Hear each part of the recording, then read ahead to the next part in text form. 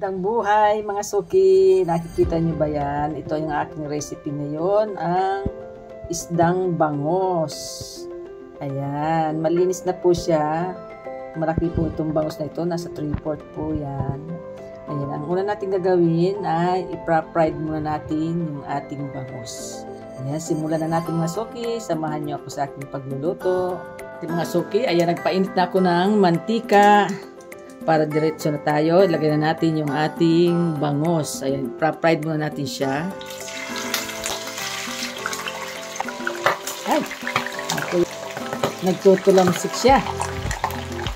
Oops. Ayan, pagkasyahin na natin siya. Ayan, pwede na natin siyang ahunin mga suki. Luto na yung ating bangos. Ayan.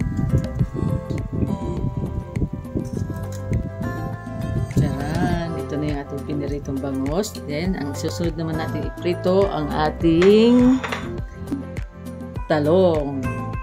Yan, prito muna natin siya.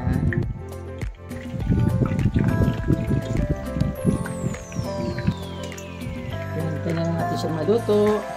Ayan, luto na yung ating piniritong talong. Ayan, pwede na natin siyang ahunin mga suki. Dito natin siya ilalagay para mawala yung kanyang mantika.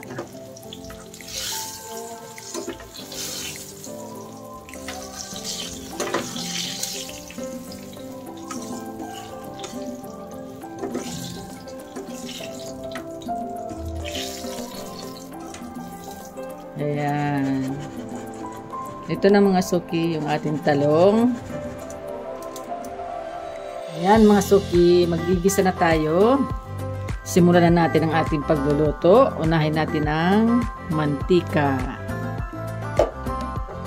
Ayan, kapag mainit na, pwede na natin ilagay yung ating sibuyas. Unahin muna natin siya.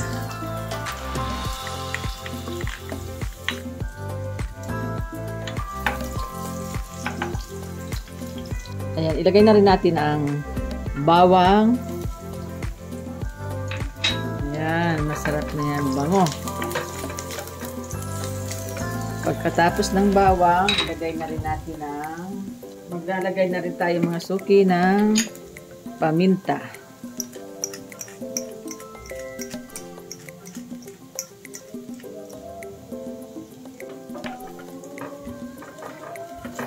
Yan.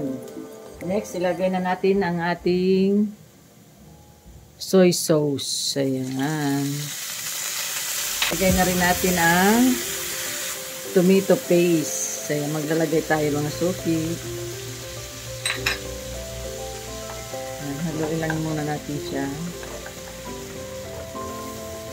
Ayan, nahalo na siya mga suki. Pwede na natin ilagay yung ating piniritong bangos. Ayan, ilagay na natin siya. Sarap. Natin itong isa. Ayan, 5. Ayan, lalagyan natin siya mga suki ng tubig. Ayan.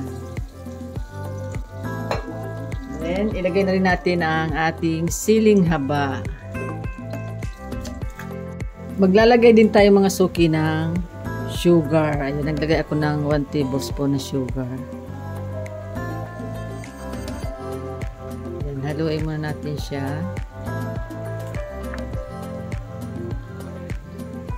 Yan, takpan muna natin siya mga suki. Tingnan na natin mga suki. Oh, payan na. Yan, dakot na siya, oh. Balik tayo lang natin siya. Ayan, ilalagay na natin mga suki yung ating piniritong talong. Ayan, pinirito ko muna siya para hindi siya durog. Ayan, lagayan natin siya. Then, halo-haloin na lang natin. Ayan, luto na siya mga suki. Ayan, luto na siya mga suki. Pwede na natin siyang ahunin. Ayan mga suki. Ayan, sarap po.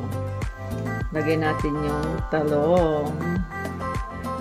Oh, ayan, diba? Sarap po. Wow. Ayan. Lagyan natin siya ng soap.